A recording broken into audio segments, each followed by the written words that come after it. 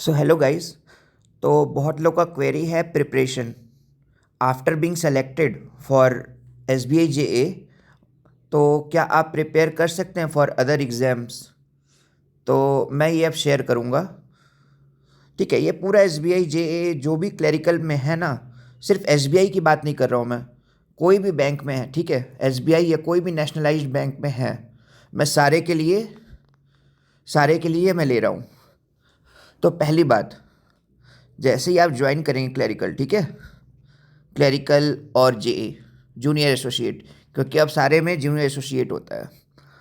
तो पहली बात कि आपको टाइमिंग जो है 10 से 5 है, ठीक है।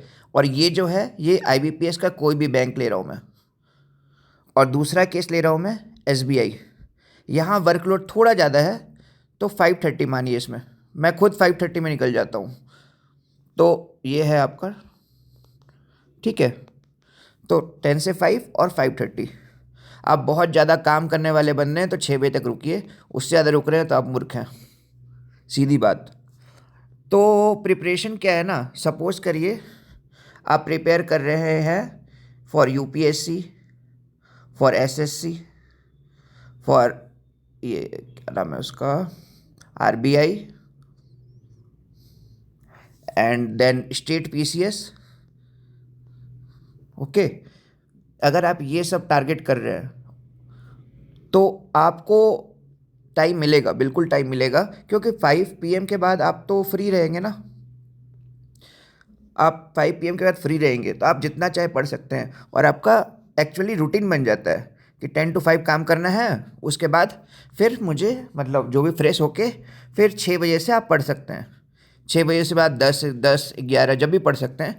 फिर सुबह मॉर्निंग टाइम भी आपको 10 बजे जाना है, तो आप आराम से सुबह उठ के भी ना 7 to 9 जो नेट मतलब काफ़ी लोग रात में जगते हैं, तो वो रात भर भी पढ़ सकते हैं, सुबह सो सकते हैं 3 बजे से 9 बजे तक।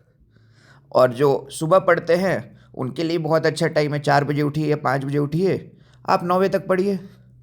फिर 9 बजे से रेडी होइए और 9 से 10 में रेडी होइए, खाना बनाइए, जो भी करना है वो करिए। तो टाइम तो आपको काफ़ी मिलेगा।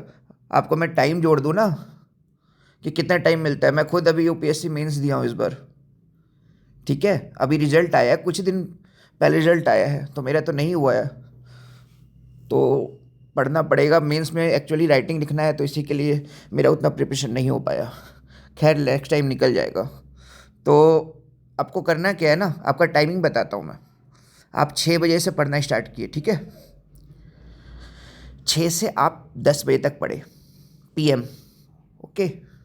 लेकिन आपको बहुत स्ट्रिक्ट रहना पड़ेगा, ठीक है, रूल के अकॉर्डिंग बहुत स्ट्रिक्ट रहना पड़ेगा। ऐसा नहीं आप सोचेंगे कि ये कर लेंगे तो नहीं पढ़ेंगे, ये मेंटलिटी आपको हटाना पड़ेगा कि जॉब तो लगी गई है, थोड़ा मतलब थोड़ा सो लेते हैं, थोड़ा घूम लेते हैं, ये आपको थोड़ा हटाना पड़ेगा। यहाँ 4 घंटे का हो गया, और सुबह भी आप 5 या 6 मानिए, 6 से 9, यहाँ 3 घंटा हो गया।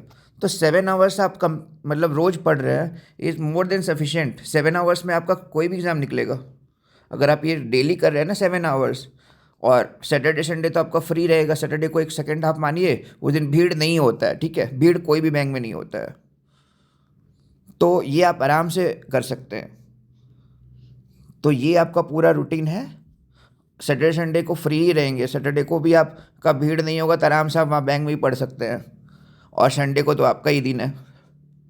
तो ये आप करिए, आपका सारा एग्ज़ाम निकलेगा। तो आप ये प्रिपरेशन फॉलो करिए, यही था मैं बताना चाह रहा था कि आपको टाइम मिलेगा, आपको 7 आवर्स के करीब मिलेगा। 7, किसी किसी को तो 8, 9 भी मिल जाएगा।